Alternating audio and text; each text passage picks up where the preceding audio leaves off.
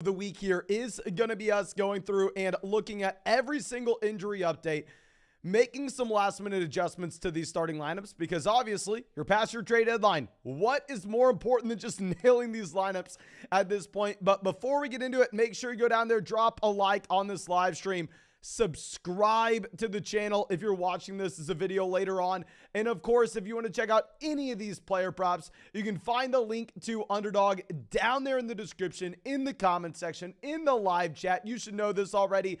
And if you're one of the thousands, if you are one of the people that have signed up to Underdog with promo code FLOCK, you should have the, wrong button there, Patrick Mahomes, a free bet live for you in your app right now.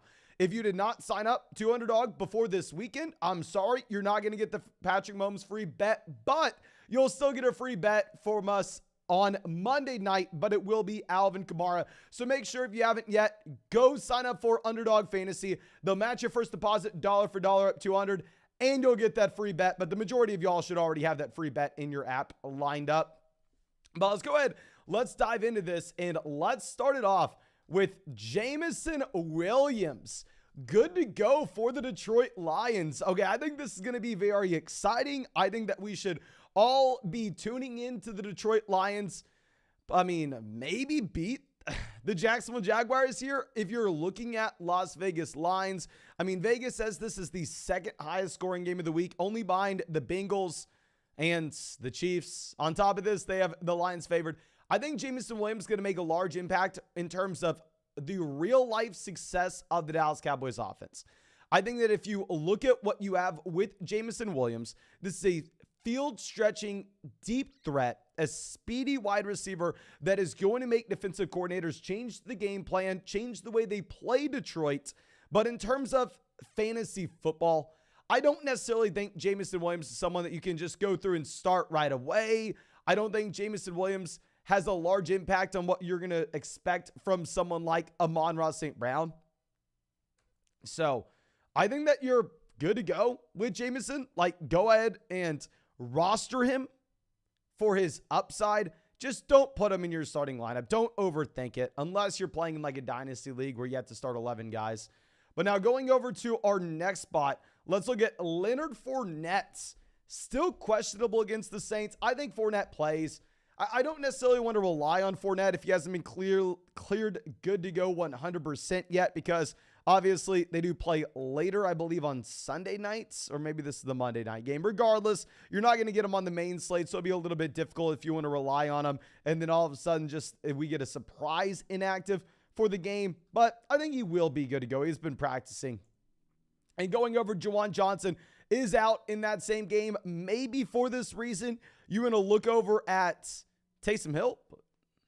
I don't necessarily know. Matthew Stafford going to go on the IR. I'd be surprised if we see Matthew Stafford back. I mean, I think this is also a safe way to say we're probably not getting Cooper Kupp back this year either. I think Kupp would have to be a long shot, because clearly the Los Angeles Rams aren't playing for anything at this point. They're going to be dead last in the division. I mean, they are 7-point dogs to the Seattle Seahawks. Now going over to our next spot, we got Mike Boone coming up, talking about the worst team in divisions. Obviously, I mean, the Denver Broncos stinking it up. Latavius Murray was somewhat intriguing just based off of the raw volume and the fact that there's nobody else in this offense, with no Melvin Gordon, with no Chase Edmonds, blah, blah, blah. But I would say at this point, we probably should go through and get off of Latavius. We said you couldn't start him this week. I mean, you're going up against the Baltimore Ravens. Tough matchup. You're 9.5-point dogs. And if Mike Boone starts getting involved, you're going to be in a running back by committee in one of the worst offenses in the NFL.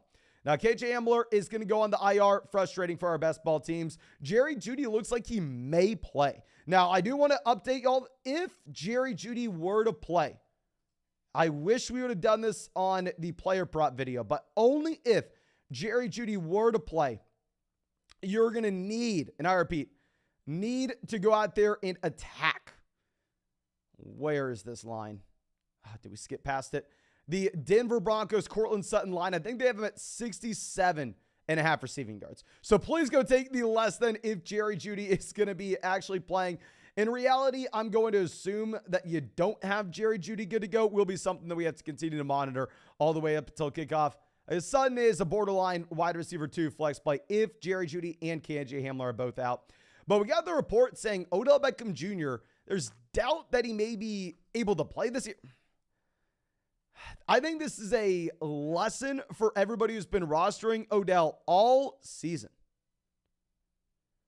I mean, we need to make sure that if you are going through and rostering someone that's injured, they at least have a clear path to upside later on in the year, or you're not going to be burning a roster spot. You can at least throw them on the IR. Don't burn a roster spot where you've been wasting that bench spot on Odell Beckham Jr. for God knows how long.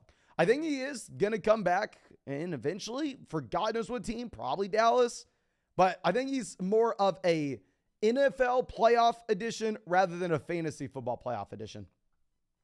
But just lesson learned. Next time there's a free agent like that, don't spend your entire season rostering him. And then Josh Jacobs going to be good to go. I just want to let everybody know this.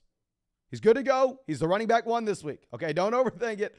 Deebo Samuel, though, we don't know. With Deebo Samuel, I mean, he's probably going to play. It's a tough spot going up against the Miami Dolphins. Obviously, this should be one of the best games of the week. I'd say probably the second best game with Joey B and Mahomes leading the way.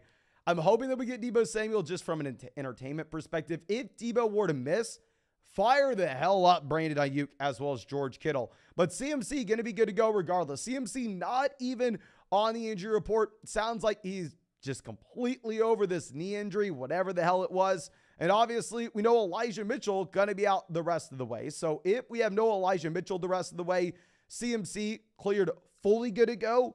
Deebo Samuel banged up. CMC is looking like a top 3 running back at this point. Now, Joe Mixon is not someone we have clarity on yet. Hopefully, we get clarity before noon on Sunday. I mean, the issue with this is a 3 p.m. game. I wish it was a Monday night game. I wish we actually got to watch this on prime time.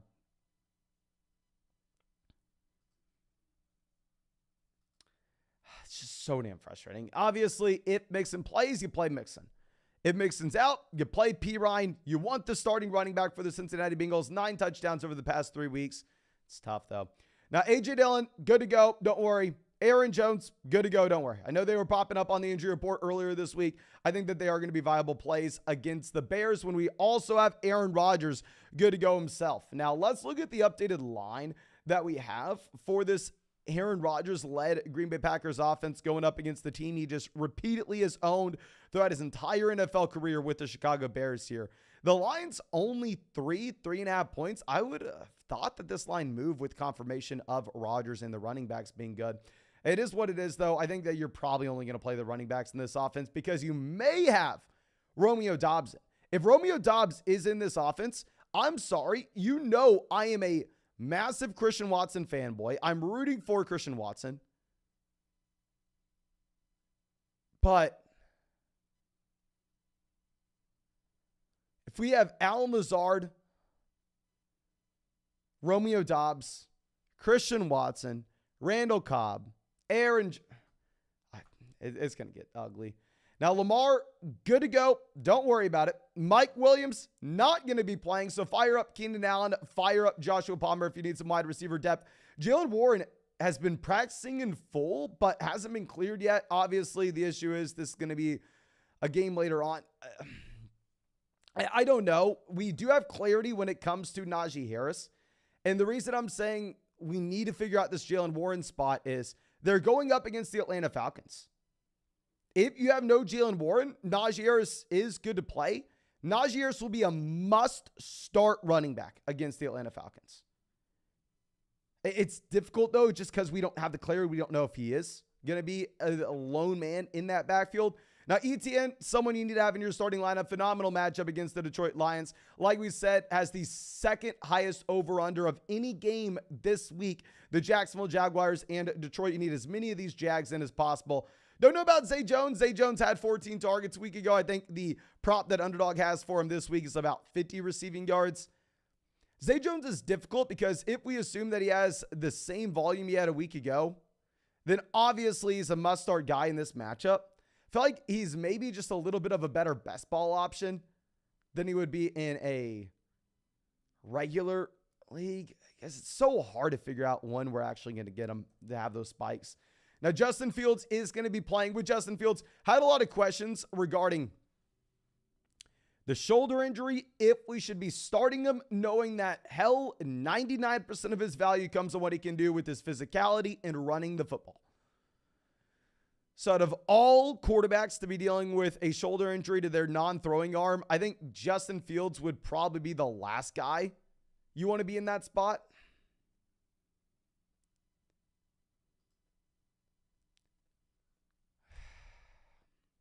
I think we got to play him though, right? Like, we have a question in the chat that says happy BR Geno or Justin Fields. Like, you got to go Justin Fields over Geno Smith. Like, if that's the tier of quarterbacks we're looking at, like if you're going like Lamar or Justin Fields, you go Lamar Jackson, you go with the guy that we're not really too concerned about the injury. But if it's like Geno Smith or Justin Fields, you got to play Fields. It is scary. And Claypool, good to go. Not playing Claypool. Justin Fields said one game this season with over 200 passing yards. You don't play any pass catchers there.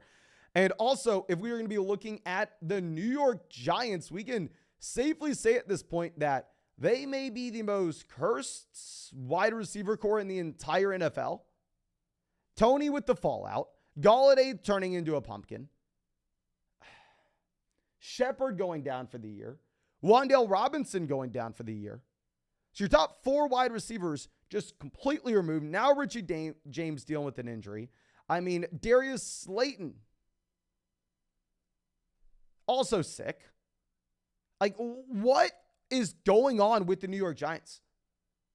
We've seen injuries. Is it really the turf in the state? Is it really the stadium?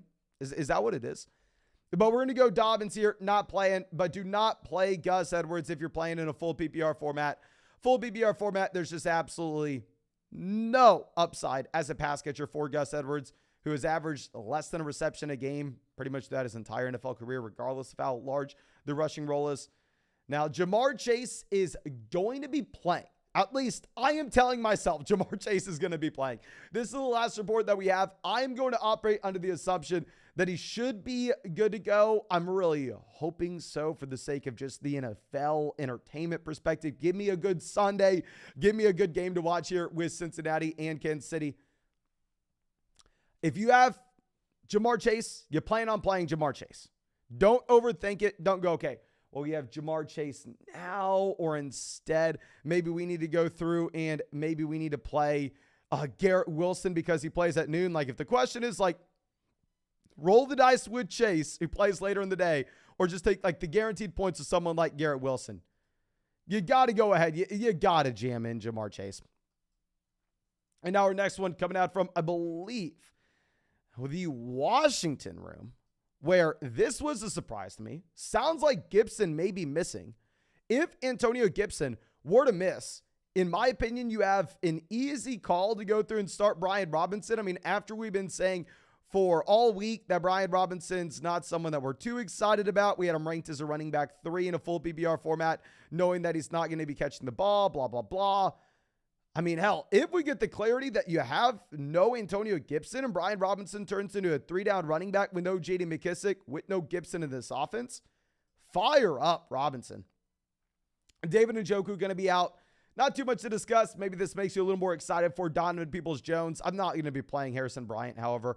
Michael Carter going to be out as well. I mean, with Michael Carter being out, I don't want to play anybody here. Like, I know some people are excited about Knight. I just have no interest in the Jets running back room. I think it's going to be a running back by committee, and I think it's going to be difficult to figure out exactly who the guy is going to be and exactly what the workload is. Once we see it this week and we get clarity, then maybe it can be a play for week 14. Week 13, I don't want to be playing any backup New York Jets running back. Now, it looks like that should be it. So thank you so much for hanging out with us. We will be live later today answering all fantasy football questions. If you have any questions, feel free to drop them in the comment section, not in the live chat right now because we're about to have to end this. And also, if you want to go check out any of these player props, if you want to go get a free bet, Go over to Underdog Fantasy. When you use promo code FLOCK, they're going to match your first deposit dollar for dollar up to $200. If you sign up for Underdog only with promo code FLOCK before the weekend, you should already have the Patrick Mahomes free bet locked up in your app. But if you signed up this weekend, I'm sorry, you're not going to get the Mahomes bet. You're still going to get a free bet, but the free bet is going to be the Alvin Kamara one on Monday night. So if you signed up before the weekend, you already have the Mahomes bet in your app, but if you signed up this weekend, you will get a free Alvin Kamara bet on Monday night. So make sure you take advantage of that. You can find the link in the live chat, find it in the description, find it in the comment section. But thank you so much, ladies and gentlemen. I appreciate you. I hope you have a great day, and I hope we get to see you out in the live stream later.